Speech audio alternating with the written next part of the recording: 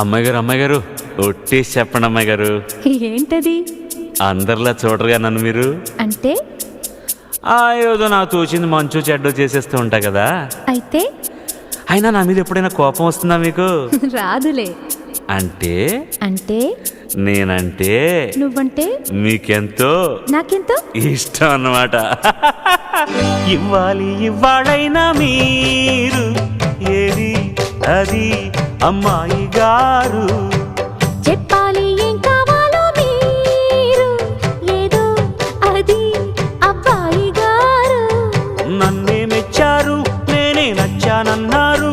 తీరా అది అంటే ఇంకా ఏమో ఆలోచిస్తారు.